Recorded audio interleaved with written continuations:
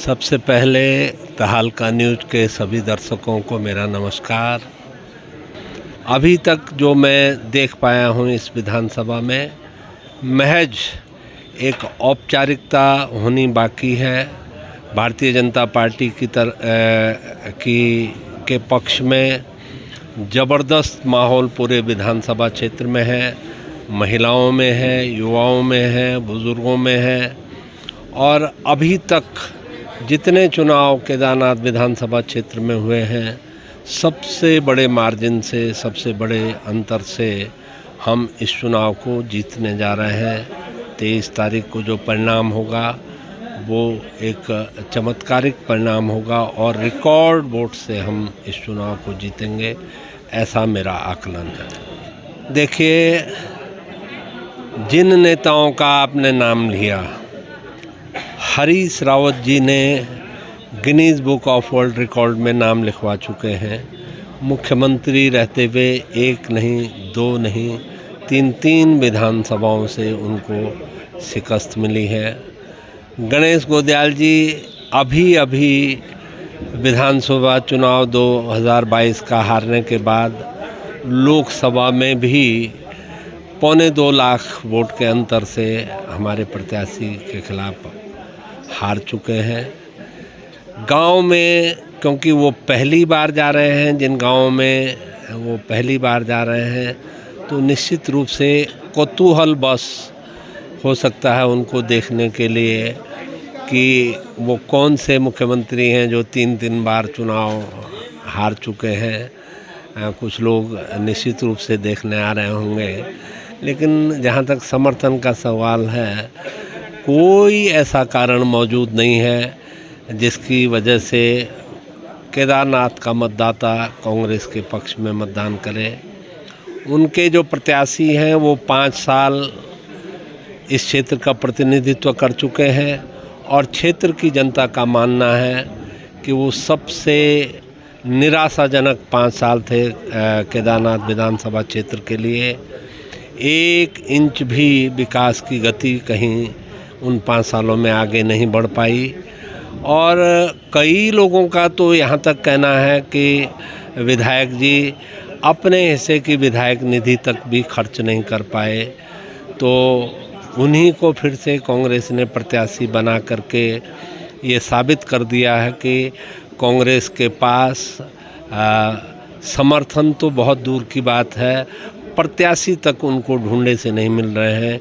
यही वजह है कि जो प्रत्याशी 5 साल विधायक रहने के बाद चुनाव में तीसरे नंबर पर धकेल दिया गया, उसी को पुनः उन्होंने जो है प्रत्याशी बनाया है। तो इससे आप अंदाज लगा सकते हैं कि कांग्रेस की क्या स्थिति है। सर, तीर्थ पुरोहितों में भी नाराजगी बताई जा रही है, कांग्रेस के द्वारा कि तीर्थ पुरोहित नाराज। देखिए, नाराजगी है, लेकिन नाराजगी है कांग्रेस के लोगों में, क्योंकि यहाँ की जनता ने लगातार 3 बार लोकसभा में उनको हरा दिया है।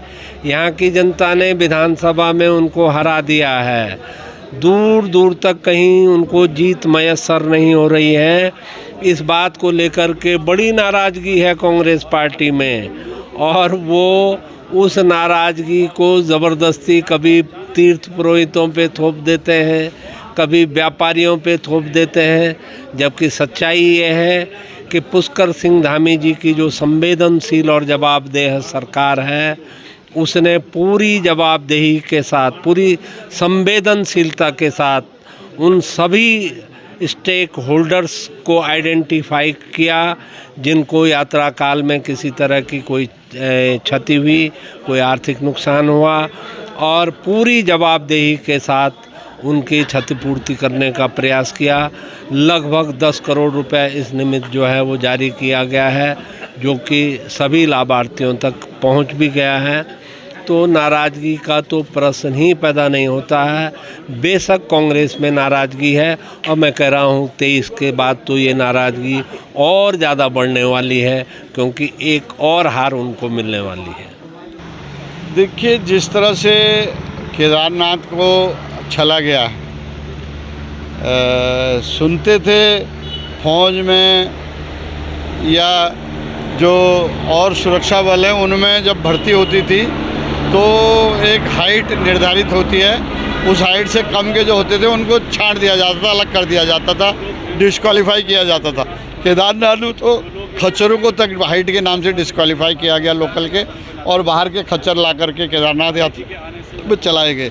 आज केदारनाथ में बड़ा सवाल यह है कि जो केदारनाथ धाम के नाम से स्वयं धामी जी ने यहाँ से शिला ले जा कर के दिल्ली में शिलान्यास किया और वहाँ भाषण दिया कि ये ज्योतिर्लिंग होगा, जबकि हमारे सनातन धर्म में, हमारे वेदों में ये मान्यता है कि ज्योतिर्लिंग स्वतः स्फूर्त जो हैं पैदा हुए हैं और वो भी सतयुग में पैदा हुए हैं। और ये ऐसे अकेले शिव भक्त आए मुख्यमंत्री के तौर पे जिन्होंने आज भी ज्योतिर्लिंग पैदा करने की जिनके अंदर क्षमता है, वो सवाल है।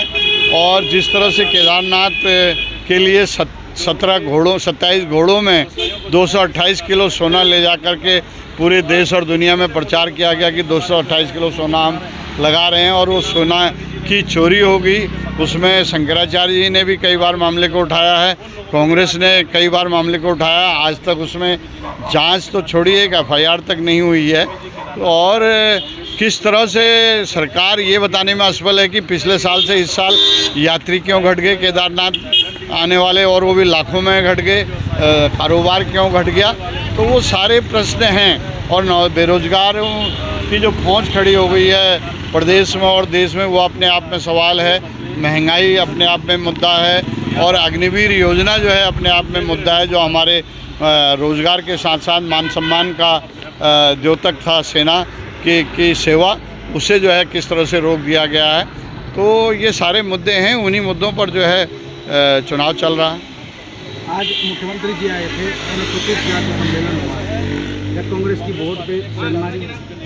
देखिए, वो कोशिश कर रहे हैं लेकिन वो सेंधमारी नहीं कर सकते। उनको अभी उत्तर प्रदेश में उसका परिणाम मिला है लोकसभा चुनाव में। वहाँ SC जागरूक हुआ जब उसे लगा कि ये संविधान को बदलने जा रहे हैं और इन्होंने सारा पब्लिक सेक्टर भेज दिया है, रोज़गार ख़त्म कर दिया है। 35 लाख पद भारत सरकार में खाली हैं, उत्तराखंड में भी 1 लाख से ज़्यादा पद खाली हैं, उनमें भर्तियां नहीं हो रही हैं। तो मार किसको पड़ रही है? इसको ऐसी समाज समझ रहा है।